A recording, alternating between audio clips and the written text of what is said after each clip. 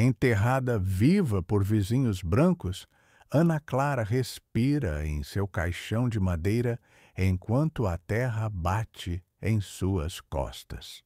No escuro, ela segura um isqueiro e luta para sobreviver, presa entre a injustiça e a esperança de ser resgatada. O céu cinzento daquele final de tarde parecia combinar com o peso que Ana Clara sentia no peito. Aos 32 anos, morando sozinha na casa que herdara dos avós, ela aprendia a cada dia o que era ser olhada como intrusa no próprio bairro onde cresceu.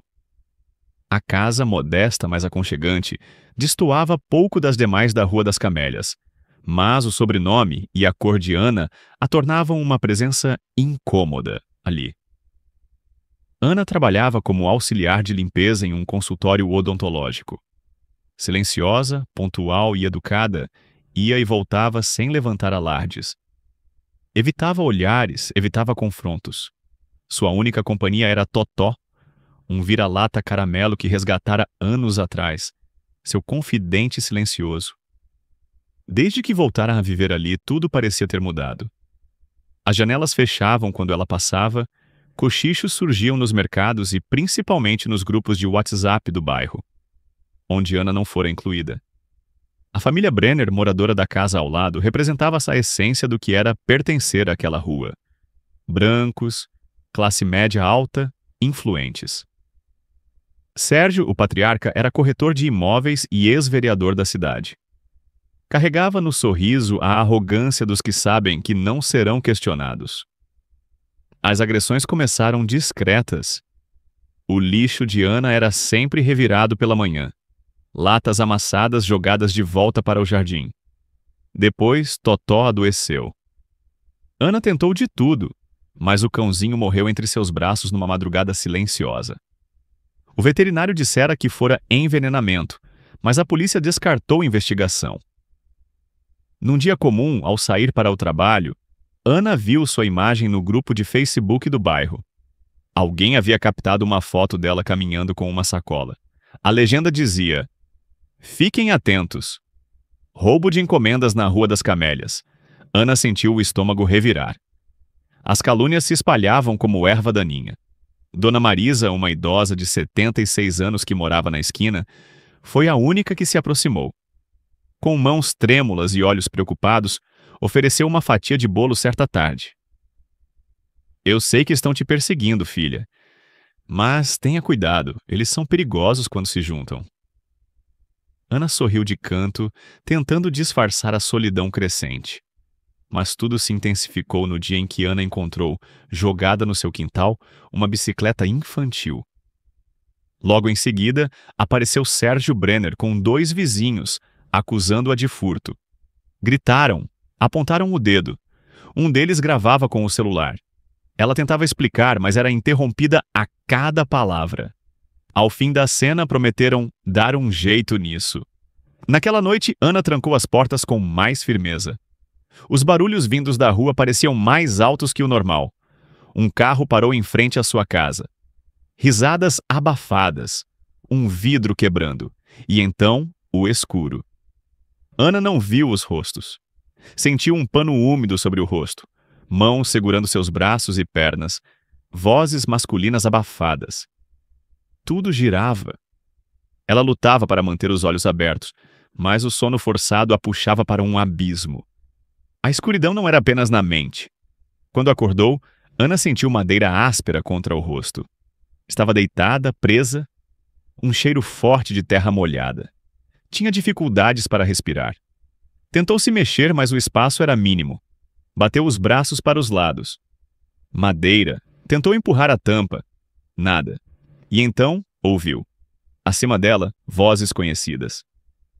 Sérgio rindo. Uma mulher dizendo: "Ela nunca mais vai incomodar." Outro homem completou: "Aqui não é lugar para ela." O som da terra caindo sobre o caixão foi a última confirmação. Ana Clara havia sido enterrada viva. O oxigênio parecia pesar. Cada respiração era um esforço violento.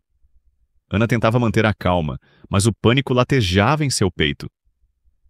No breu absoluto, sua mente girava em espirais de desespero.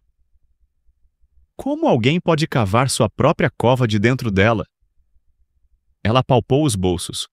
Encontrou um isqueiro antigo, um brinde promocional que usava para acender velas durante apagões. Tremendo, riscou a pedra.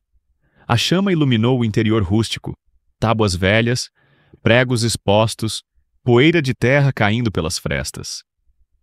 No canto, um pedaço de galho seco, provavelmente jogado junto antes do enterro.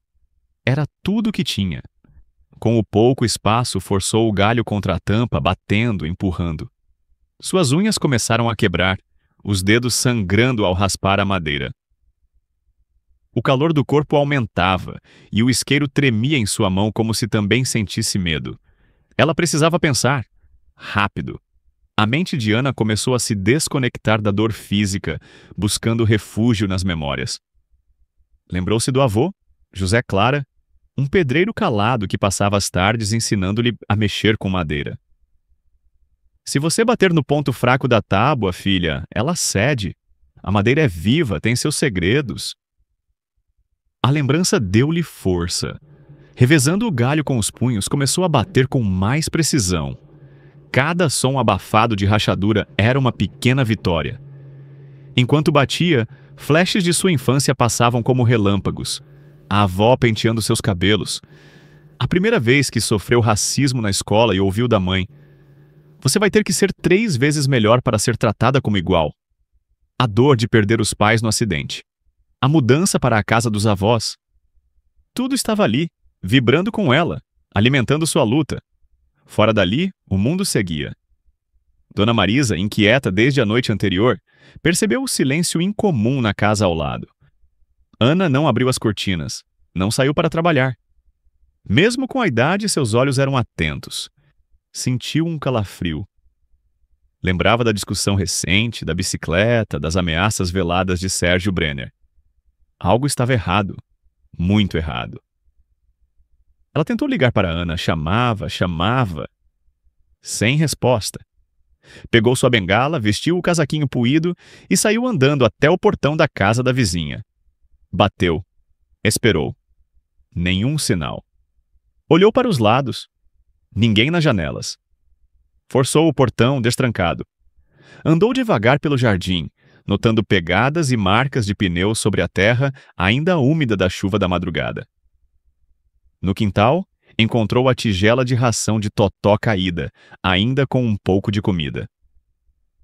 Uma sensação sufocante tomou conta de seu peito. "Ana?" chamou, quase sussurrando. Nada. Decidida, voltou para casa e ligou para a delegacia.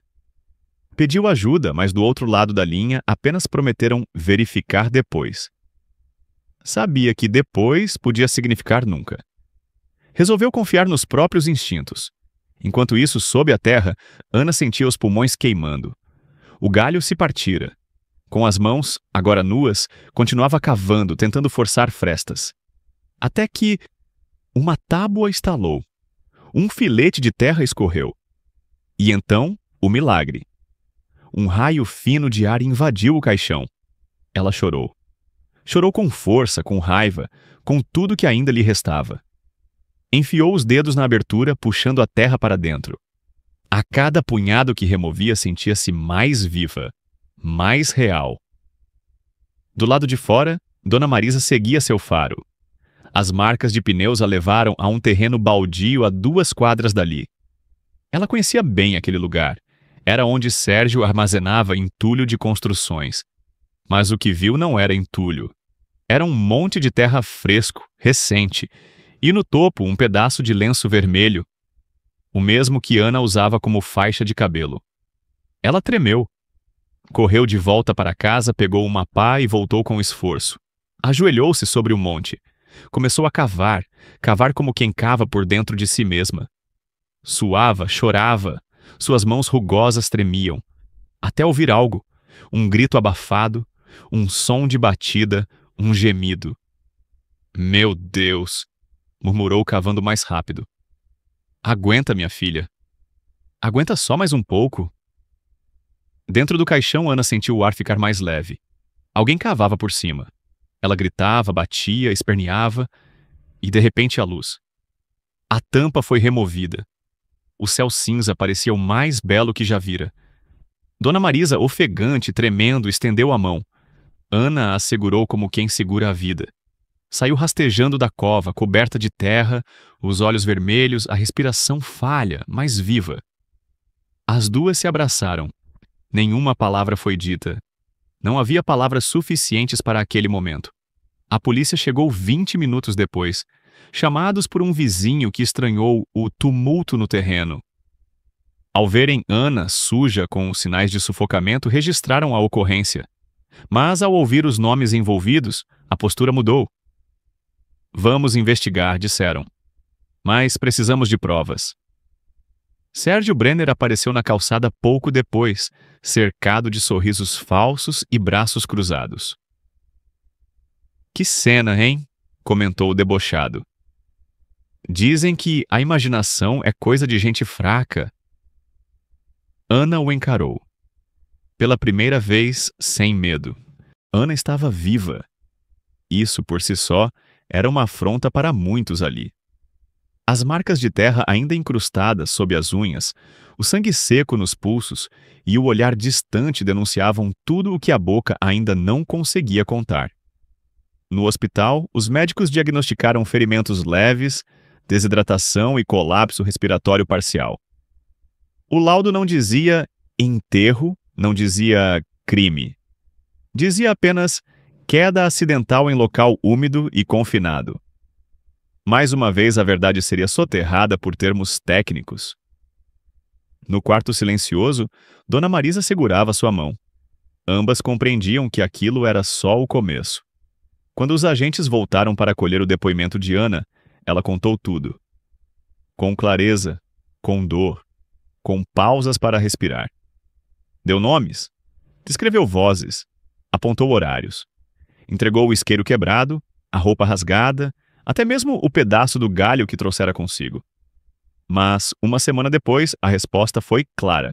O caso seria arquivado por falta de provas. Nenhum dos vizinhos confirmava a presença dela no terreno.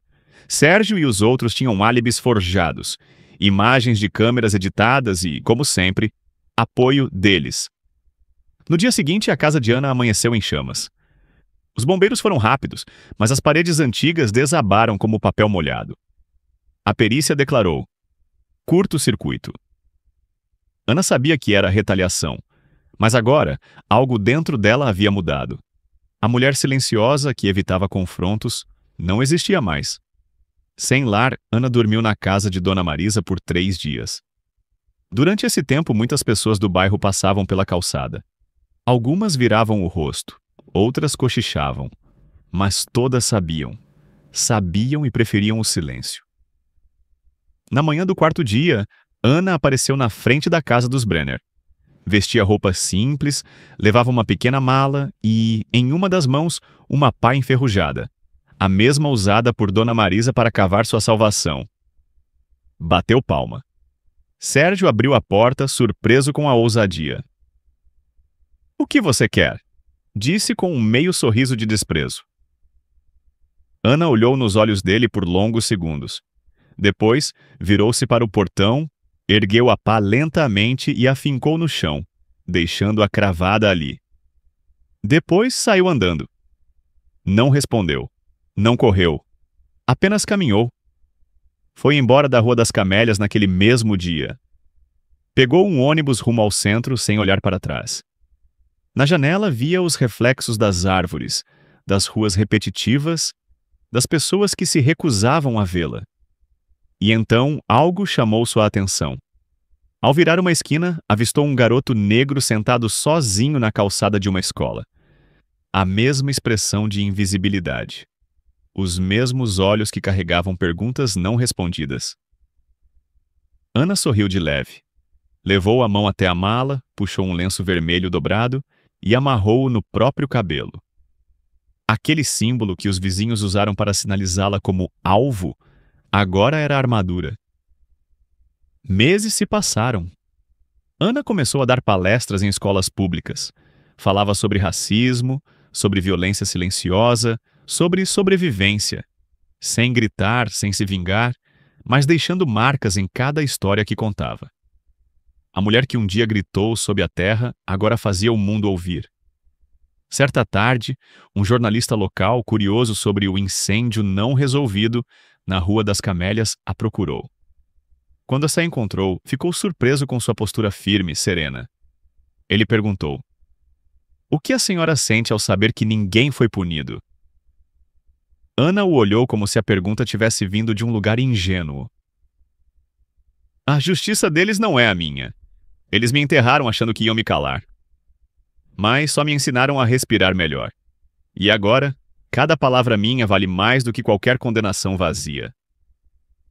O vídeo viralizou, não pelo sensacionalismo, mas pela calma inquietante de Ana. Sua história percorreu salas de aula, rodas de conversa, coletivos femininos, igrejas e páginas online. E a Rua das Camélias? Passou a ter mais placas de venda do que crianças brincando na calçada. Os Brenner não foram presos, mas viraram sinônimo de vergonha entre os que sabiam ler nas entrelinhas. A pá enferrujada permaneceu fincada ali por meses, até que alguém, ninguém sabia dizer quem, a pintou de dourado e cravou ao lado uma placa. Aqui enterraram uma mulher, mas ela floresceu. A última cena mostra Ana embarcando em outro ônibus, desta vez sem olhar para trás. No colo, um caderno com anotações. Em suas mãos, sementes. Sementes de algo novo.